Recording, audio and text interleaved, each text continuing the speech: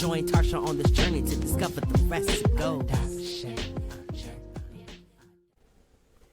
Welcome to the Adoption Journey Podcast. I am your host, Tarcia Smith, and welcome to another week and another journey, another story. Before we get started, I got to remind you, Black Adoptees Meetup, go to blackadopteesmeetup.org to see all the things that are going on. We have a virtual meetup coming up. We're doing a movie night on June 20th. And of course, we're actually getting together in Chicago, October 3rd through the 5th. So go to the website. Check out all the things. Go to the Instagram. And then also for the Adoption Journey Podcast, go like, follow, share, subscribe, do all the things. All right, we got all that out the way. Yeah, but it's important. It's important, but yeah. So we have, let me say, I'm excited about this guest because she's different, y'all. Different grammar. When I talk now. She is different. I can't wait to hear her story. Hello, Anna. Hi. She is a fellow adoptee, and we are going to dive right in. Tell us how old you were when you found out you were adopted. I think that was immediately, like as soon as I could understand the concept.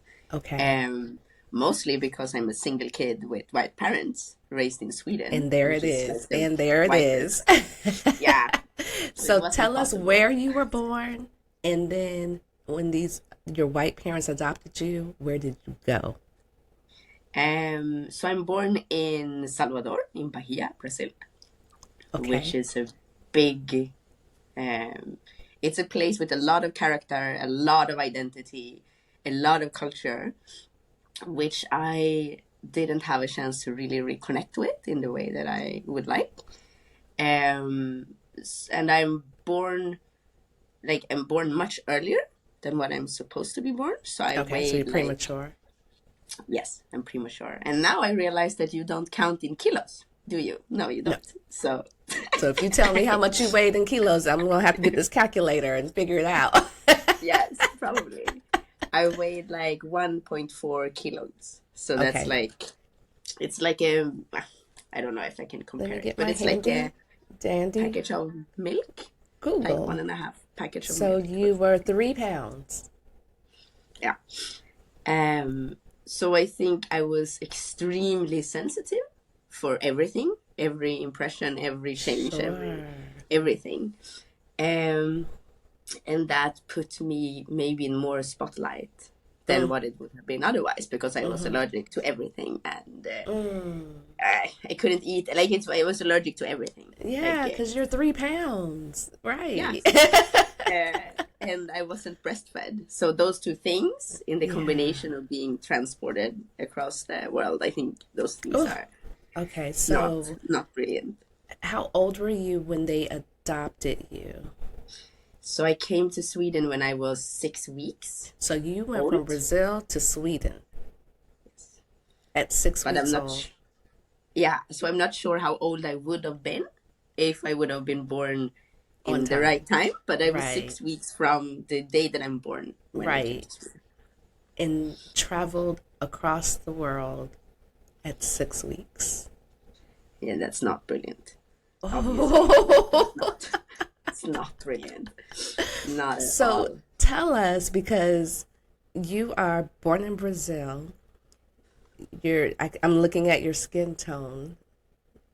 Absolutely gorgeous, by the way. And then you go to Sweden. And I'm pretty sure the people in Sweden do not look like you. No. Okay. No, they don't. Like, no.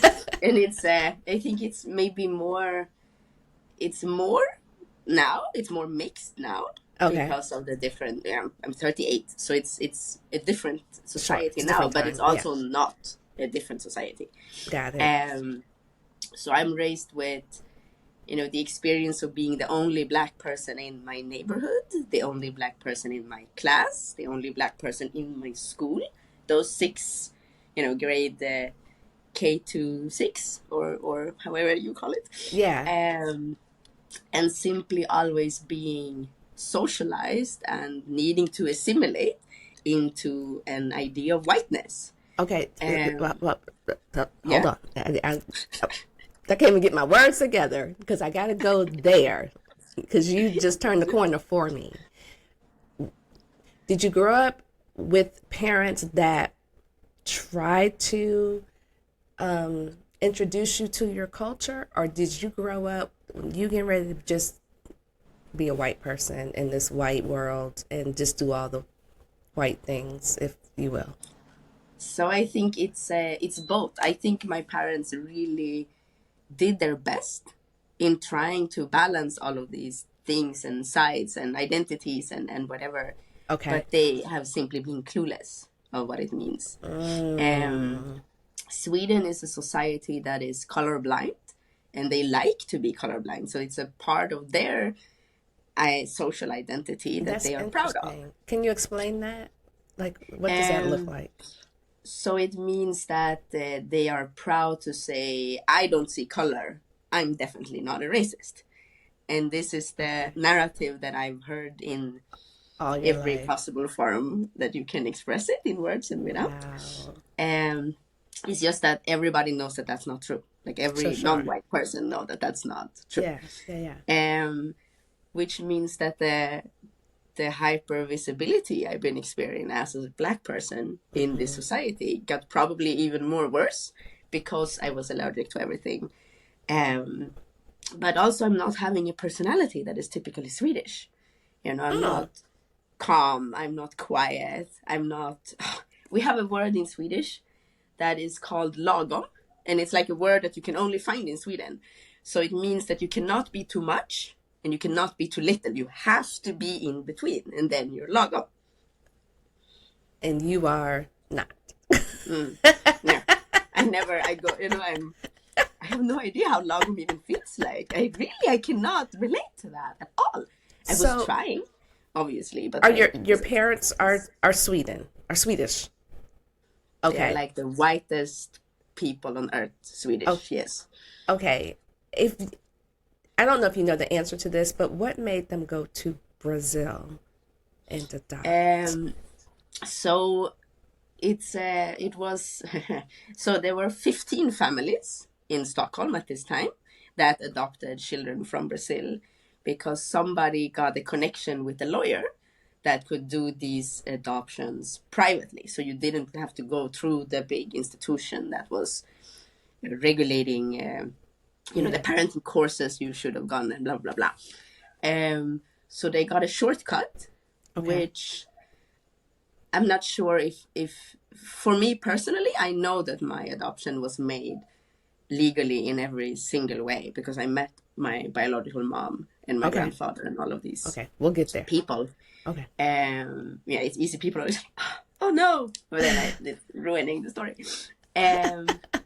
But I think they were more thinking about themselves and made this like an idea that, this small, chocolate child. And, you have these ideas of how exotic and amazing and special it's going to be. So I'm raised with that type of energy around me, that I'm othered, which I don't think they meant it as a bad thing.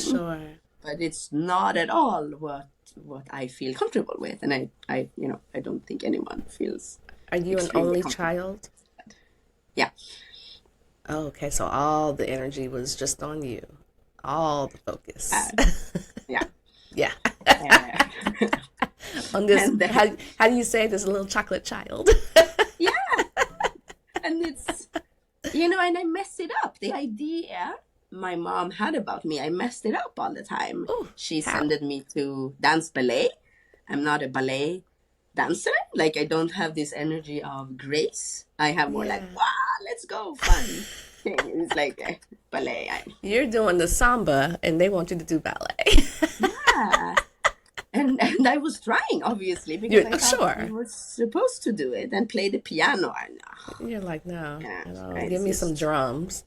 Yeah, and it's just, but also they were trying to take me to these like African meetups or things that they found, but to come into a space where there's only Africans, like adult Africans, and I don't even know which country this is from because they just said Africa. This is the country that they are referring to. So I couldn't figure that out either these times, these memories that I'm thinking about now. That is so interesting because you're from Brazil. Yeah.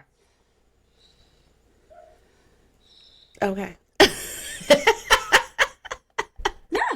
Yeah. And you know, it doesn't match. Like I couldn't sort this properly when I was 10, 11, 12. Sure. Because I didn't even have word for it because we don't talk about color or ethnicity in Sweden. Right. Because we're colorblind and it's perfect. You know? And you were so like, this doesn't feel right. No. Wow. And they couldn't relate to us either, me and the other adoptees that were there at two occasions or three, because we were just standing in a corner and we're like freaked out. We're like, what are they talking about? How old were you? What are they eating? Why are they sitting on the floor? Why should we sit in a circle with that? Like nothing in the socialization part matched of how we were raised. Which you realize. You see the look on my face right now? I am just blown. How old were you? Well, this maybe was when I was 7, 8. Oh, you're 9. a little girl. Yeah. Oh my gosh. And they were, we were always straightening my hair because nobody could deal with my hair. Get out of my head. I was literally getting ready to ask about the hair. Yeah. Go there. Nobody could deal with my hair. So they were always I wish I could see, because you got your beautiful head wrap on right now. But I wish I could see what they had to deal with. Oh, she's going to take it off for me. Yeah, but it's not. It's just that I don't know how to deal with it. Oh, your hair is beautiful. And then it's because I don't know how to deal with it. Then I'd rather wear something that, just is beautiful and it's matching my energy. But your hair is beautiful and matching your energy, ma'am. Also. But people touch it, and Tell them this, to obviously. Not. I know, and it's just like, I don't want to be pissed off every day. So yeah, right. Tell them to not, because and I do, and I get so upset when people do it, and they're like, absolutely, because that you have to ask. Because even as a Black woman, and sometimes I'm like, can I touch your hair? I will ask. Yeah, but if you ask, it's reasonable. Like, I'll just ask something. And then I'm not going to ask a stranger. It's somebody I know. Yeah, no, these are strangers. Like, and just I'm just touching like, your hair. get they out just of my don't. face.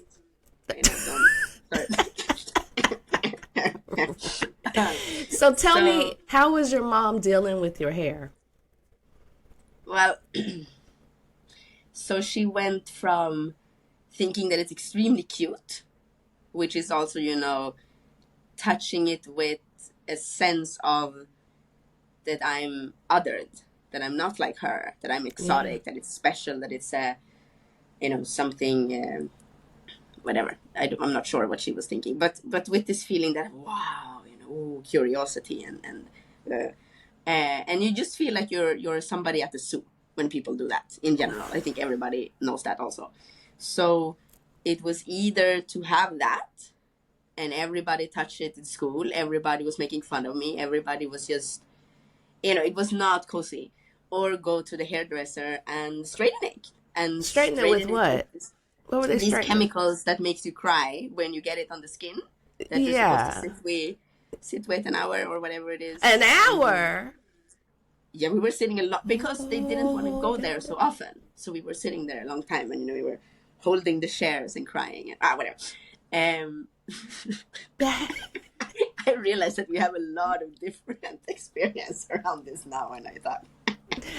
Listen, I hope you mean you were waiting an hour and not that they had stuff on your hair for an hour. No.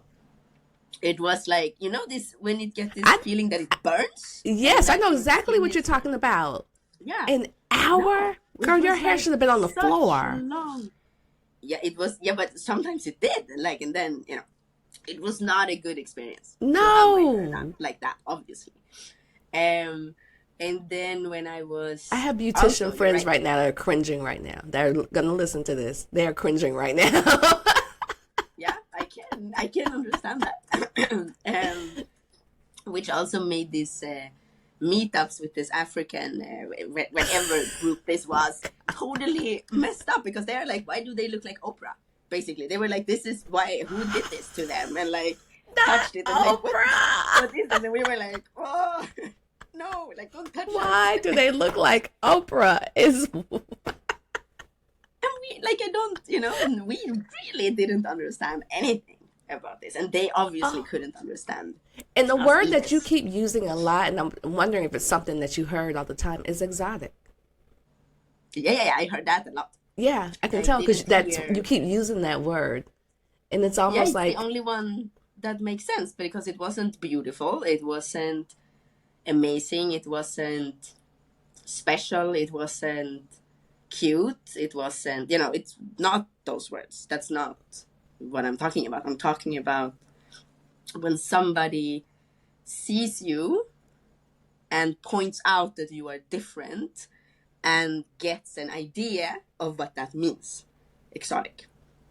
So that's why I'm using that word. yeah. That Yeah. give me a moment, cause woo. And you're still a little girl. We haven't even moved on. You're still a little girl. Yeah, I'm sorry We're, about we're that. still but- right here. Oh my gosh. Yeah, we Okay. can fast forward at some period. Yeah, we'll obviously, fast but, forward. I do want to know, because another thing I'm always interested in, when you are raised in a transracial, like so different, this beautiful Brazilian, at the time, little girl, and then you're over here in Sweden. When you start to date, what does that how look was like? that? Yeah. That's a great question. So, the idea in general, people in Sweden and maybe Europe have about Brazilian is that they are dancing samba all the time, they always want to have sex, and they are always funny. Which, that's not helping at all when you're trying to date someone at all. Also, it's not helping because my internalized gaze is white at this time in my life when I'm a teenager. Yep. So I obviously ended up with a lot of white people, white men, I would say, that we did not match in what I was looking for or wanted, or how they were expressing themselves, or what they had the idea of me as a person. And I couldn't figure out why it was so wrong all the time. Like I really couldn't figure it out, but I could not date people in like a good way. Which brings me to my work as a sexologist. That's why because I this went was there. one of the questions. That's why I was went asked. there. The informants, I was like, how was this? And it's interesting to think about it, because I think if you're Asian, for example, or you get racialized as Asian, which could be so many different things also in this conversation, then the comments you will get will be different from the comments I got, or the ideas of who I am that I got. Let me ask you this. Being that, like you said, they were looking at you as she's supposed to be dancing and be funny and be sexual, and did you buy into that as well? Yeah, it's just that I didn't know what it means. But I really wanted to be Brazilian, of course. Like it was the biggest shame in not even knowing my language, not even like it wasn't. I couldn't do anything. I couldn't say anything. I couldn't refer to anything. I was lying in school when I was younger. I pretended that I could speak Brazilian, which is not even a language. But It's nobody not a knew. language. No, but I was Portuguese, like 7 right? years old. Yes. Right, I okay. was like 7 years old, so I think it's You're like, yeah, I speak Brazilian, girl, what? Yeah, and they're like, wow, it's good. I'm like, Wow. and then I was just crying about it because I'm like, I have no idea what I'm doing. Oh. So that wasn't a good strategy, obviously. Right. I speak Brazilian is hilarious. Yeah. So, I want to know these young men, because in my brain, you're still in high school. Do you think they were with you because they actually liked you? Or I have this beautiful exotic Brazilian girl on my arm. So I think it's either or. Like, Okay. I think I met a few people that was really, few people that was really wanting to honor who I was as a person. Okay. Because I'm funny, I'm playful, I'm, kind of crazy, and it's funny. But it doesn't matter if that is put in a box of, Brazilian or black or Latina or whatever it is, then it doesn't correlate with how I would like to be treated in every situation, or like in general in a relationship. It also doesn't protect you at all from the anti-blackness that is also in the Latino world, which I had no idea of when Yeah, I we're started gonna to go dance there. salsa. We're gonna go there. No, We're and gonna go I there. had no idea. I was just like, I found salsa and bachata. I'm like, yes, like this is, I found a piece of me.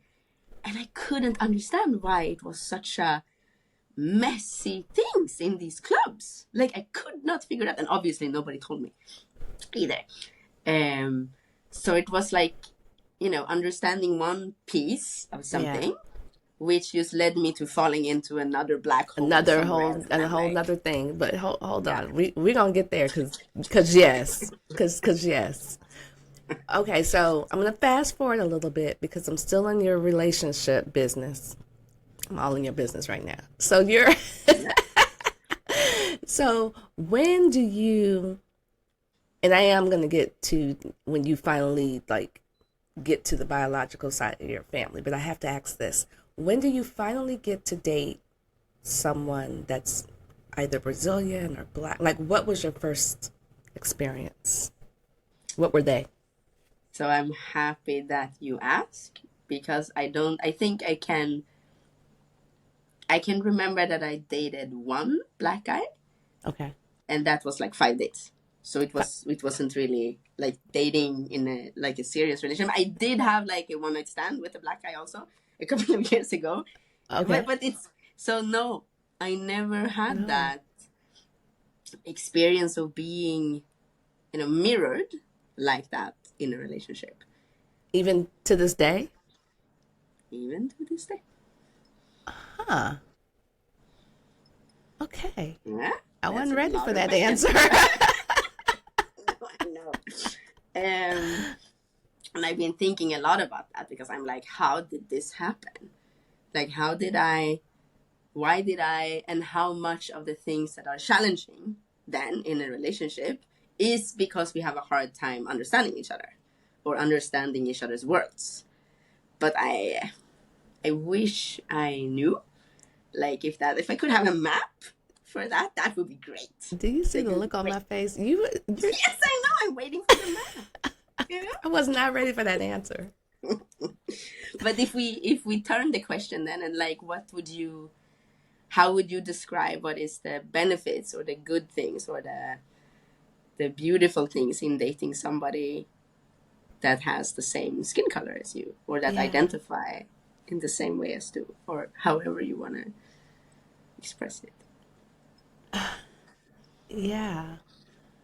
And yeah. There's something beautiful about it, sure. Because Of course. But how would you you could, describe it? I would describe it as being able to be with someone that you mirror. I think there's just things that you can relate to because of your cultural experiences are similar, and they're just things that you get that the other race may not get, or you might have to explain it. There's just some things are just unspoken, and I'm just thinking about me and my husband. They're just things that we can just glance at. I can just throw a look and he'll know, or I'll know, and we'll just laugh. You don't even have to talk because It's you obvious. just know. Yeah. Wow. Okay. Yeah, but it's worth because I have the same idea of why it would be amazing and beautiful. I'm 100% with you in Yeah. that. But yeah, it's How just you never got there? You are blowing my mind. I know. People say that all the time. They're like, "How did you do this?" I'm like, "I don't know, man. Like, I wish I knew, like how it So turned you out." mentioned, But because you're a mother, correct? You are a mom. yeah, Okay. And your child is I have two your child. sons that Okay. are white passing because they are mixed, so they are much more white than me. They're like Wow. white, you know, which that can annoy the shit out of me from time to time. I'm like, oh, so you can pass on this, but I cannot. Really? Girl, you're a trap. I know. That's how it feels. It feels like I put myself in a trap and I could not figure this out. 15 years ago, 20 years ago, whatever. I couldn't. I figured it out now, like a couple of years ago. I'm like, why did I, like, I made this so hard from this point of view. But I'm also, if I would date somebody that is black, then that's the opposite. And that's for me somebody that I would recognize myself in, but I would also not recognize myself. You would also not recognize yourself in. No. Let me ask you this real quick. Okay, I have two questions because I'm going to turn another corner. In Sweden, because the word I'm hearing you use a lot is black. So are you either just black or white in Sweden? Is there no Brazilian, Hispanic? It kind of how it is in the United States. You just have this. No, we don't. We're not so specific with how we express, how we identify ourselves. Okay. Because we can still not talk about race or ethnicity in Sweden because we're still colorblind. So it doesn't matter. It's more like either white passing and then you play those cards. Passing and then you play those or cards. You're not. And then you have this whole. And then you add a whole nother deck of cards to play from. Yes. Wow. Okay. Turning the corner. Yes.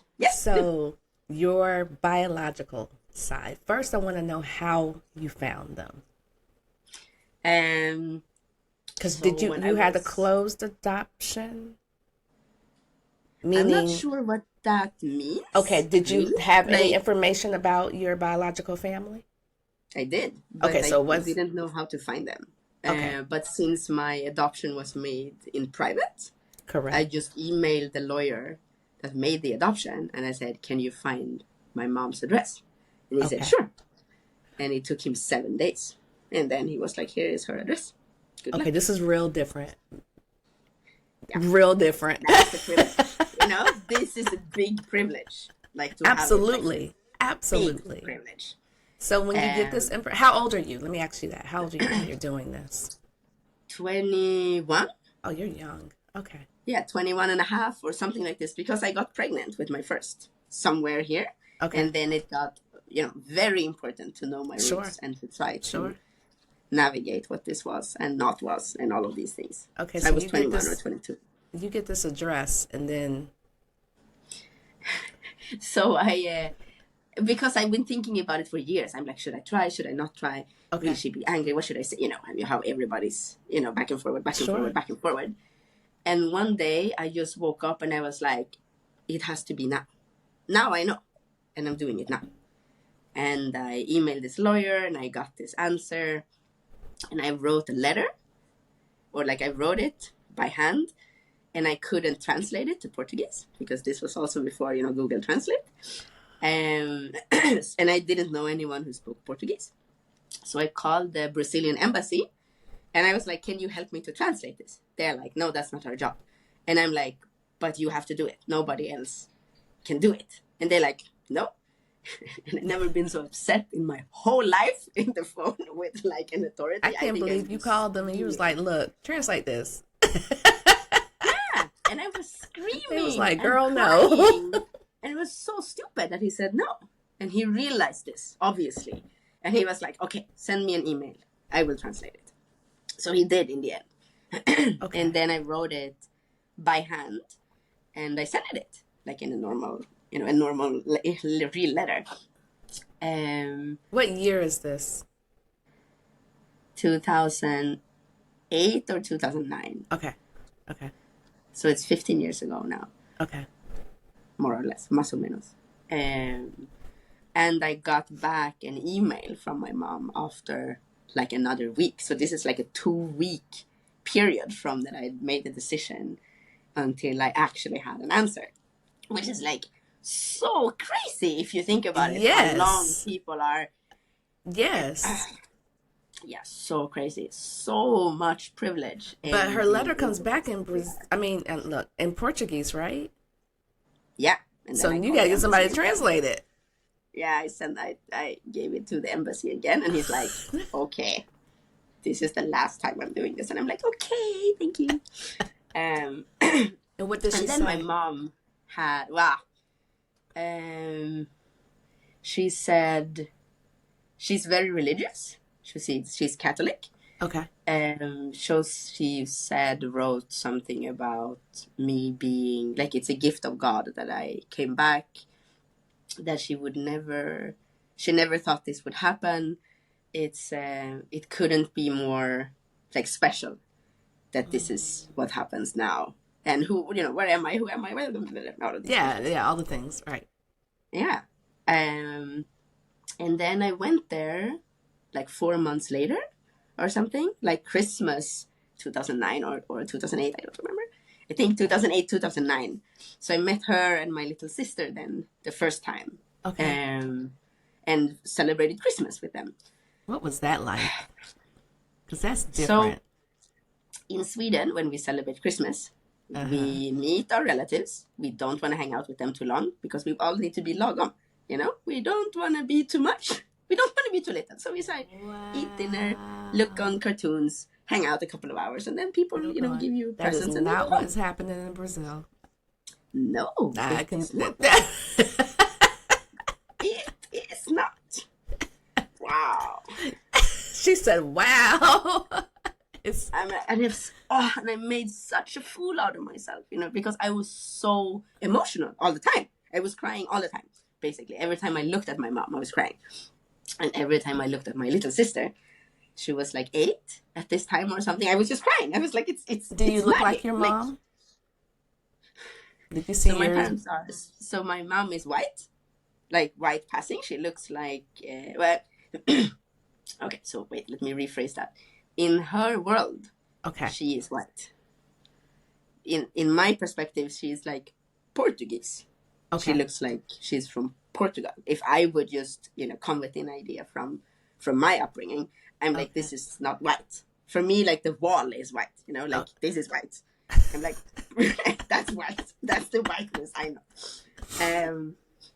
So no, I didn't have this feeling of being held in my identity with her, because this was what I was looking for. I didn't know that was what I was looking for, but that was what I was looking for. Yeah, that genetic mirror. Yeah.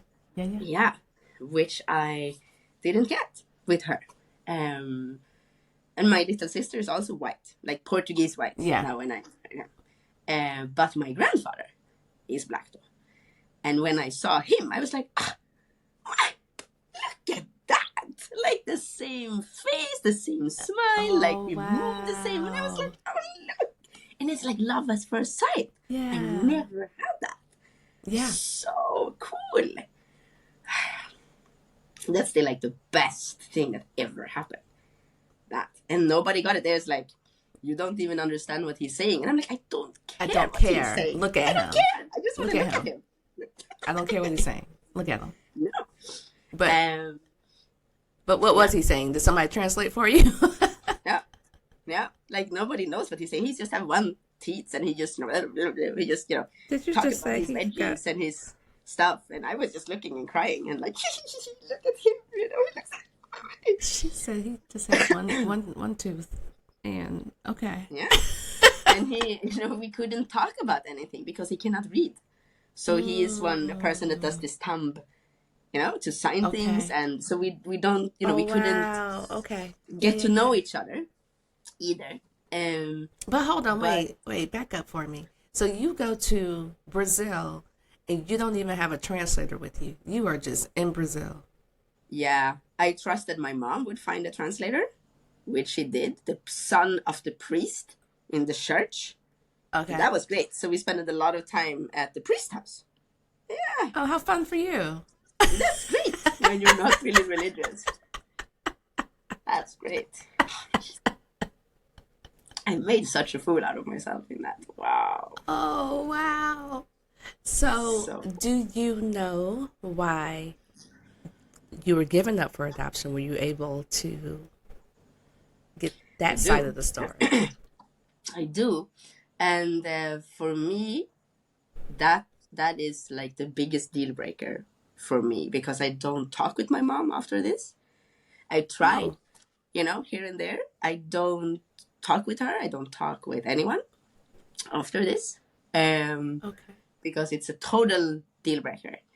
And I would, so I just wanted to say that before I explain why. Because it's a reason that I cannot live with.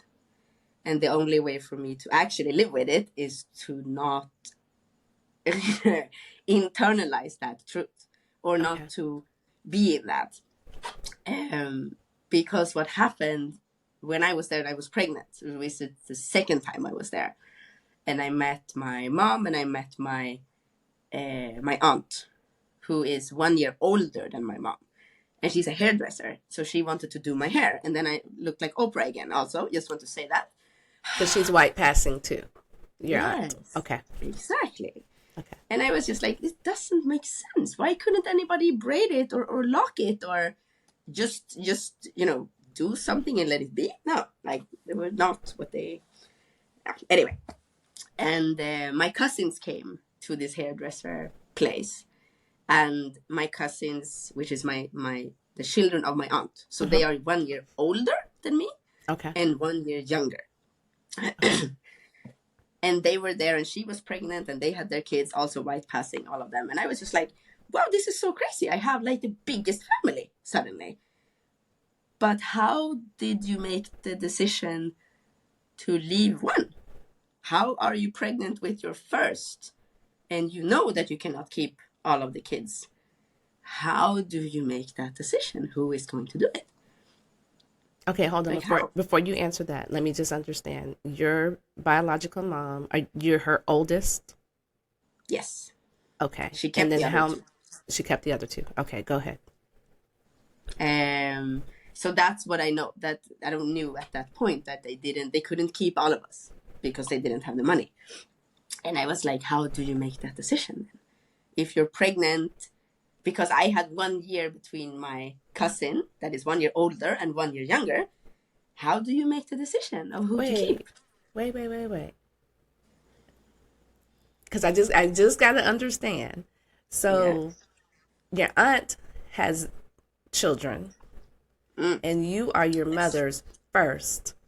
Yes.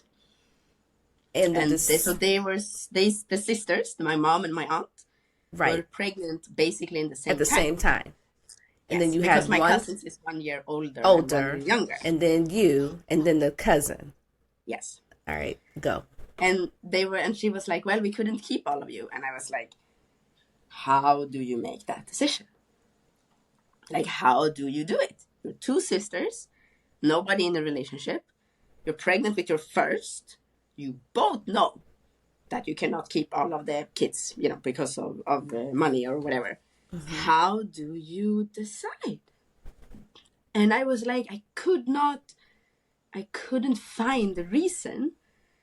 And the fathers are not around. No, not for my aunt, like my cousin's father, no. Mine, not around. Okay. They were 16 and 17 or something like this when they were pregnant. So it's like, it wasn't possible. And I couldn't figure out. I'm like, how do you make this decision? How? Like, how do you do it?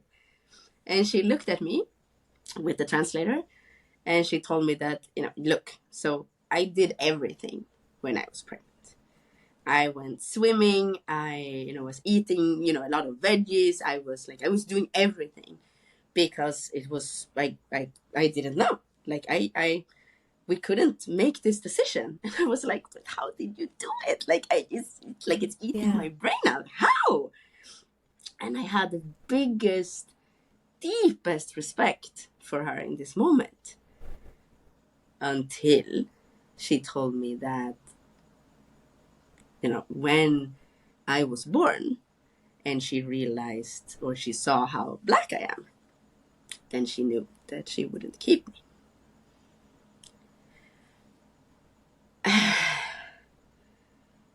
And it's like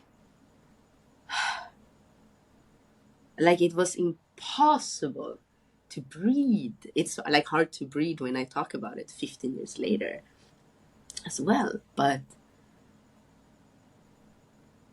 it's like, there is no way I couldn't, like, I couldn't do anything. I wasn't prepared at all on that. I had this, I had a list of suggestions or ideas that worked okay for me, whatever it was, all of these things that we think about, or that could be the reasons. So she said when she first looked at you, because you were too dark, she was not going to keep you. And I was like, I think and she told you my that. heart.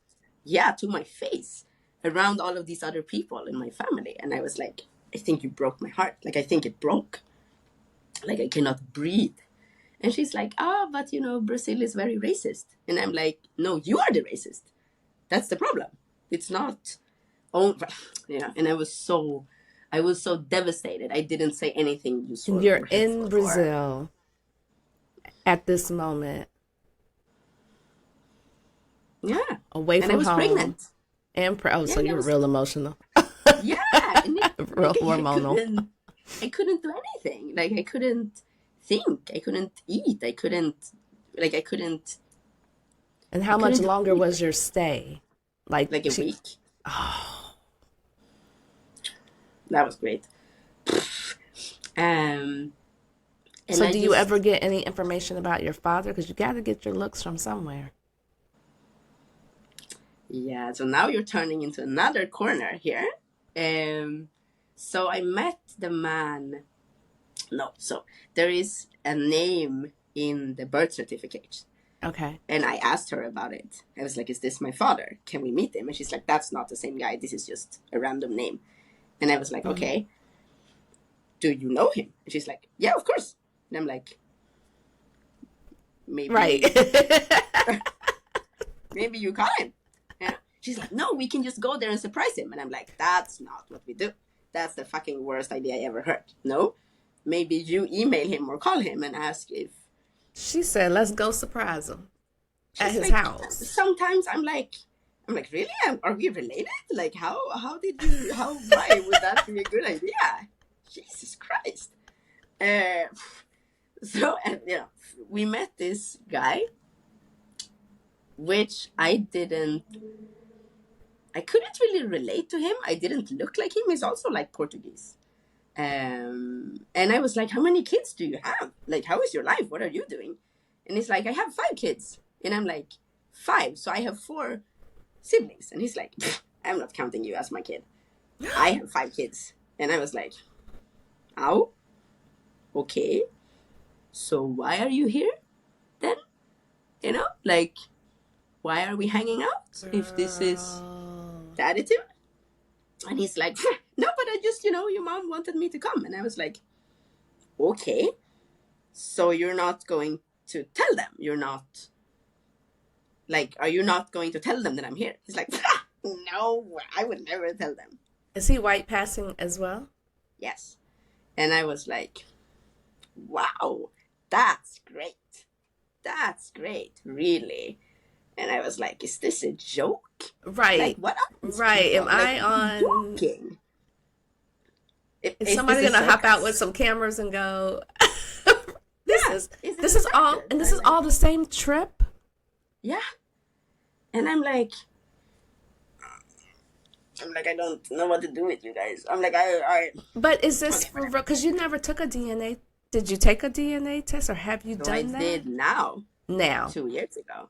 2 years ago. But the funny part is that nobody's taking a DNA test to see if we're a match or not. Surprise! So because I did a DNA Ooh. test, I was so upset. Um, and I texted my dad or whoever he is on Facebook, and I was like, no, because he texts me every time on his birthday when he's drunk on WhatsApp in Portuguese.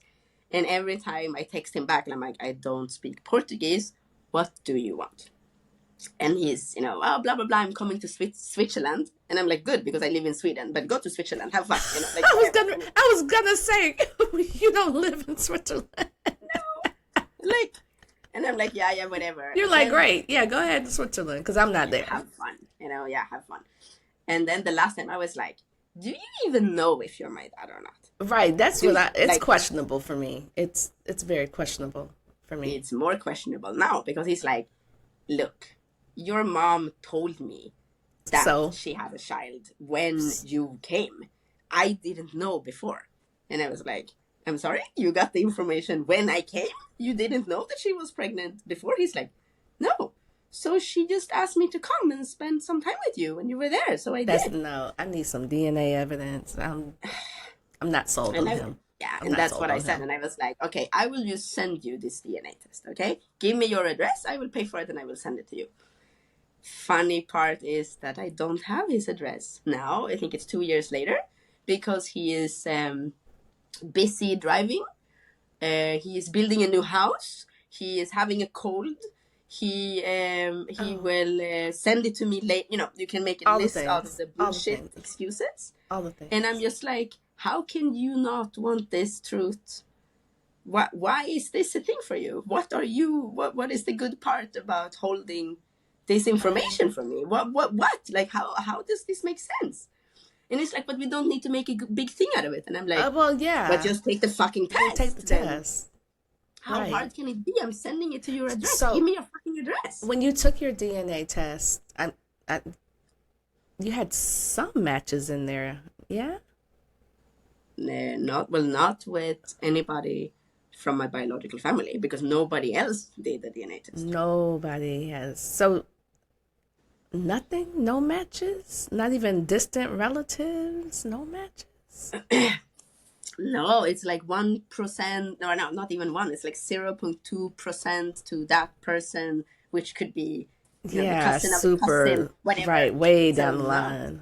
Wow. So no, nothing. And I'm like, why is this? How is this so complicated? Why cannot, just send it and just we know? Because then I would block your ass. And right, because you already getting on my nerves. So there's that. No. Okay. No, and then I wrote to my mom and I was like, is this you? Like, are you telling him to not do it? And why? Like, why can you tell him to do the DNA test? And she's like, oh, I think he's afraid that his wife will find out. And I'm like, which wife? He's been married 4 times and all of his kids is adult. How could this matter? I'm like, what is the secret here? Can somebody, can you level out? You know what's crazy to me? It was so easy for you to find these people. Mm-hmm. Which normally people, that's the hard part. Then you get here, and in a matter of weeks, a few days, all of this. Yeah, this is like an ongoing process of trying to figure it after out. All these years. People not listening and people don't. Yeah, so this I tried so many times to figure this shit out. And now we are at the end of it. It's like, I'm not getting these answers. And that then, to answer your question an hour ago, so then this is the truth, that she left me because I'm Black. I don't know who my father is, because I obviously don't have a biological father anymore, which I thought was my biological father. Sure. For 15 years. Because I'm not sold on that either. I'm not sold on who would be sold on that? I'm like, it's a joke. It's a joke. No. And then and she was 16. Yeah. Who? Girl.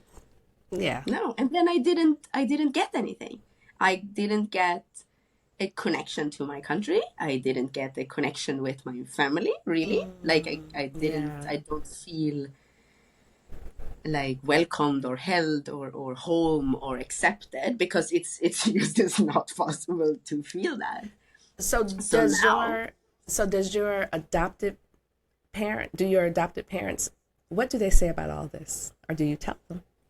So I haven't told them everything because I needed to save them from this, because this was, totally out of their idea of how things could happen. But I did But take my little sister. Back up for me. Why do you feel like you need to save them from this? Because we're not living in the same world. So if I need to say something about an experience that is for me, that is like deeply painful, okay, then I know that they cannot. She said we're not living in the same world. That is no, and we're not. No, no matter how we're trying, we're not. We're not living in the same world. And I brought my little sister to Portugal a couple of years ago, because I was like, okay, if I can do something, it would be to try to get to know my little sister.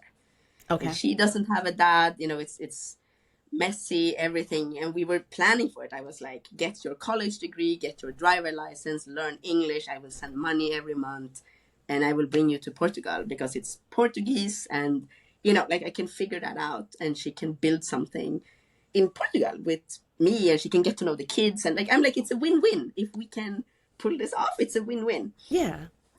Yeah. So that was not a good decision. Just to summarize, it was a really bad decision for so many reasons. But the really good thing about this was that my parents from Sweden flew down and met us, and then they could video call with my biological mom because they never met. And my sister and I could translate. So they actually got to say hi to each other and look at each other and oh, thank you. Oh, that's interesting. That was so beautiful, that moment, though, for them. I just felt like I'm in outer space. But I was like, this is really... Why was that important for you to happen? Especially after what your biological mom told you. So I think my mom in Sweden, had this strong feeling this strong fear that I would replace her when I went looking for my biological family. And that was not, that was never. Never is. It never that is. That was never like that. It just, she couldn't say that in words. And I didn't realize it really either until later. I was so focused it isn't, on myself. To me, when I hear that, it's another way for them to have making this about themselves. When us as adoptees going to find our people has nothing to do with them. This is about me wanting to know, or whomever wanting to know where I come from. This don't have nothing to do with you. Period. No, not at all. Nothing. But that fear was so strong that it kind of blocked us from having a relationship, really, because we just couldn't talk. We couldn't do anything. And we didn't have the best relationship before that either. But when I could sit down at this table with this video call and say, so Mom, this is my parents, this is my mom, and this is my dad, then something clicked for them that this was still true. They were still my parents. It Absolutely. wasn't. And I think that was extremely important for them and for us, because it cleared the... I get it. The way. I understand. I get it. And I ended up having the biggest fight with my sister, which is a long story. But I basically told her to go and, fuck up the relationship with your mom. Don't involve me or mine. You have yours. Then you go back and you mess this thing up. You don't get in between here. No. And my mom from Sweden heard this, and she was like, wow, you really well, yeah, think because that you're I am still your my mom? Yes. I'm like, yeah. Yes, hello. you are. Yes. I'm like, that's not questionable. That No. was never a question. No? Okay, so I gotta turn the corner, because professionally. Yeah. Tell the people what you do professionally. Professionally, I'm a legalized counselor. I am a sexologist. a somatic sex educator. I have a certification as a sex coach. And I work with individuals or couples. I build online courses, workshops. I do lectures and educate social workers, future sexologists, and therapists in sexual health, but more commonly the intersection of mental health and sexual health, Right. specializing in international adoptees. And there it is with adoptees. How, if you could say what from, and I'm sure it was a number of things, but if you could pull one thing out from your personal experience that landed you to say, you know what, I need to become a sexologist. People need to know, people need to understand what to do, why to do it. How do we get from this to here? I think a lot of adoptee therapists can relate to, like, nobody knows how to heal me. I need to do it on my own. And then we study counseling. Or you sound like Dr. Garland.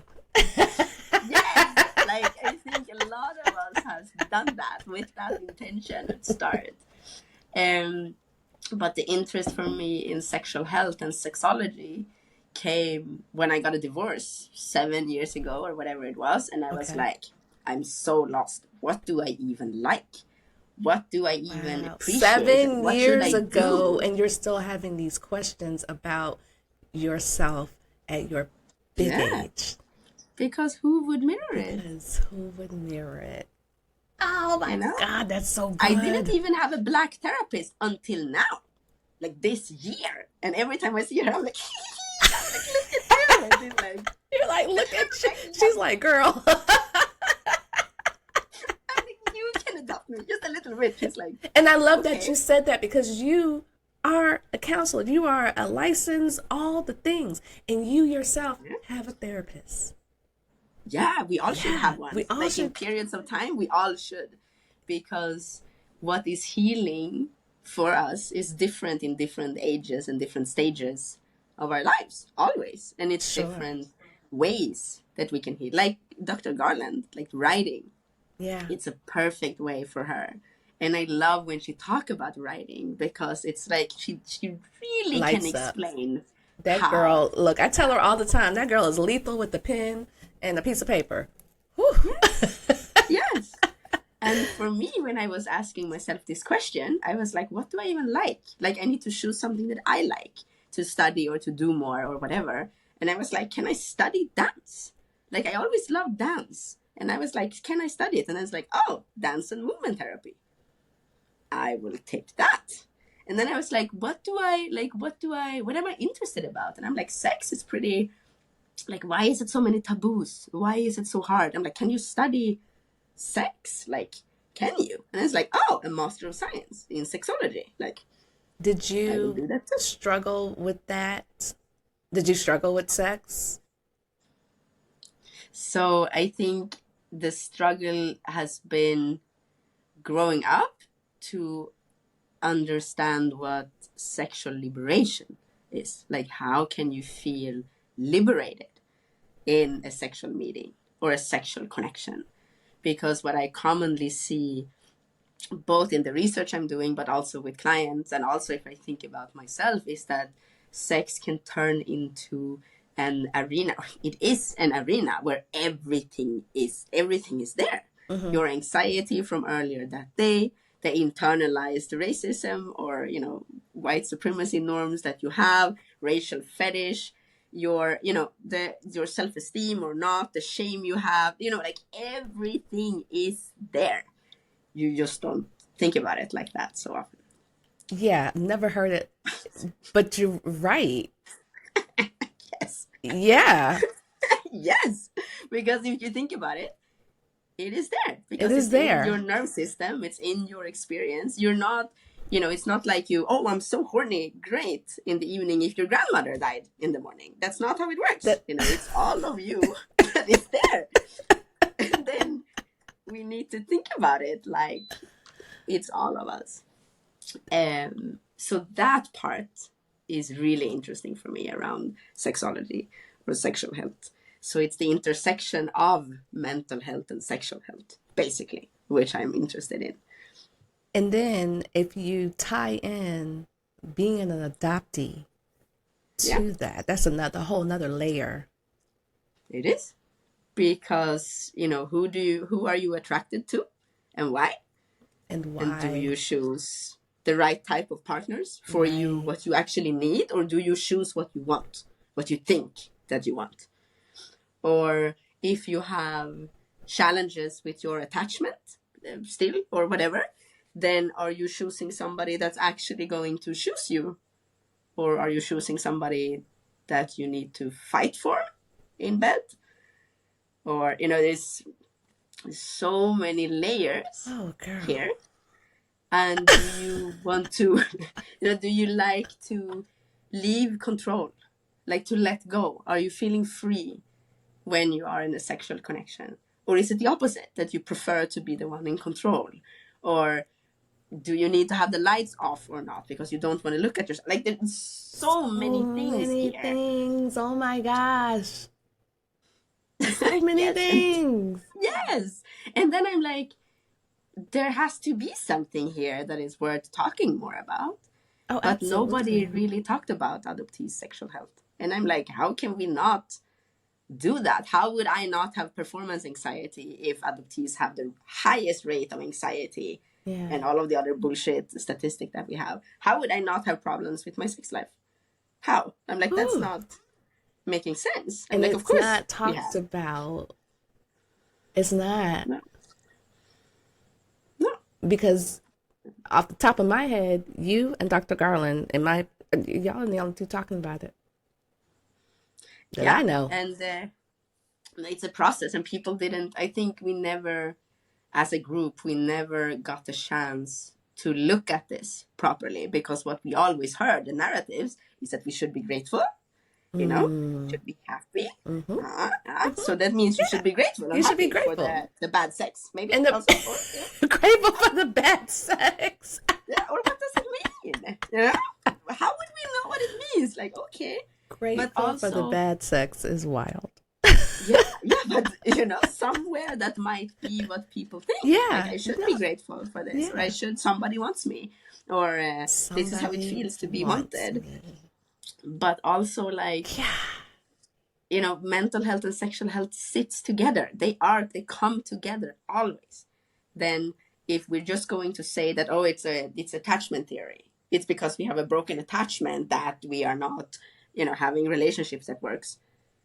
But that's bullshit. How would the racism that I'm experiencing when I'm growing up, how would that not affect my relationship and the quality and the sex? How?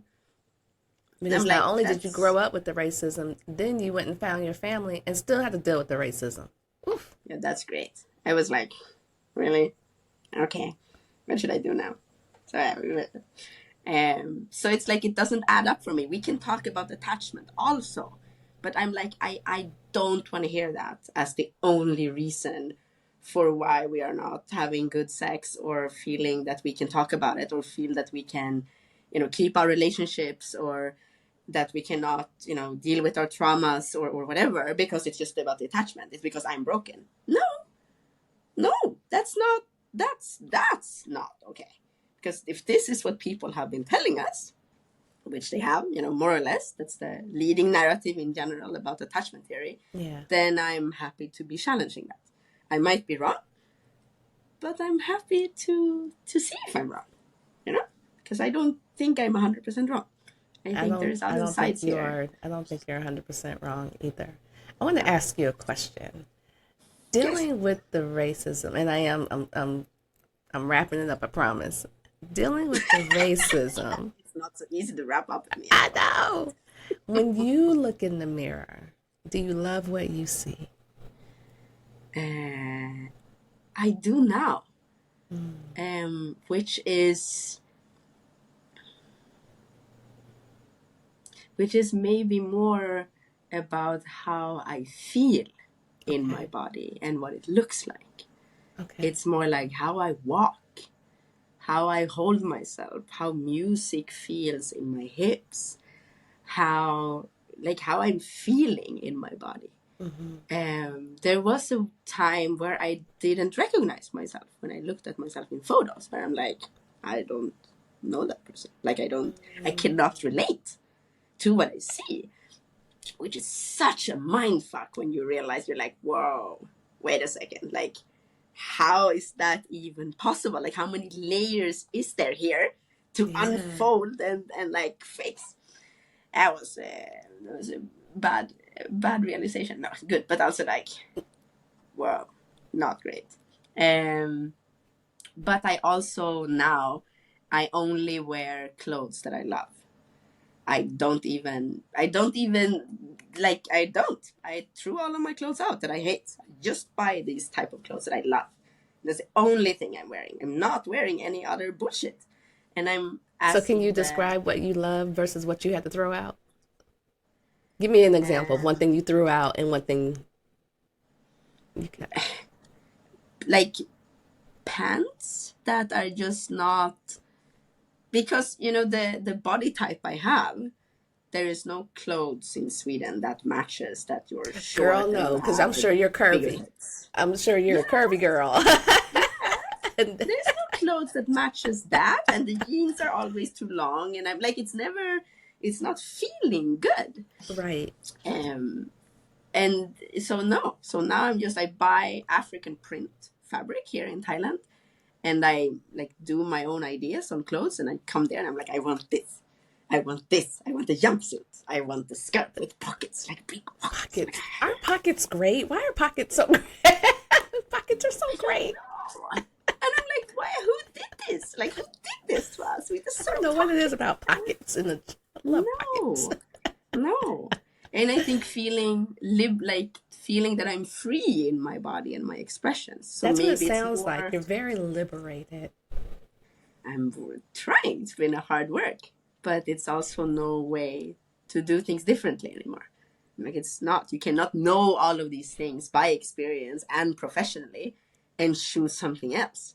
That's not possible. It doesn't work. It's not. No, okay. You cannot go back. No, you can't. No, absolutely you cannot.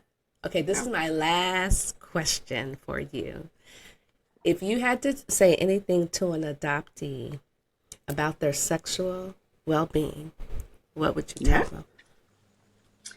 I would want to tell everybody to think about the function, the sex in that day, the next day, that week, the week before had or have for that, which could mean that it's, self-sex or sex with somebody else or with multiple people, or like, it doesn't matter. But what is the function? What is the reason? Is it to feel close? Is it to deal with anxiety? Is it to get pregnant? Is it to, what is the function of it? Mm-hmm. And if we can find the function that it has today, tomorrow, whatever, and obviously it's different functions all the time, then we can be more conscious about the decision if we actually want to enter a sexual connection with ourselves or with somebody else or not. But if I'm just walking around with this high arousal anxiety and I think that I'm sexually aroused, then I might choose an action or a behavior that is not really benefiting me. So the function, that I would say. Yeah, and just you can ask yourself, what is the function? Like, if I would have sex today, later, whatever, what would be the function? How am I feeling? Like, am I in playful mode? Am I alone? Am I trying? What is it? And just sit with that. There's no right or wrong, obviously. But if we don't know, then we cannot change or think about it differently either. And on that note,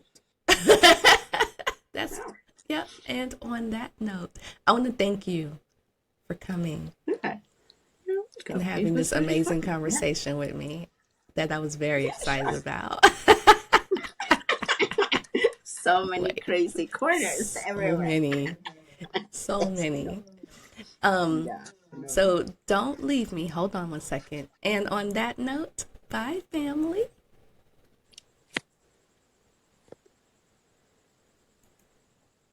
Journey on. You need a pie with the good? Oh yeah, what's the one?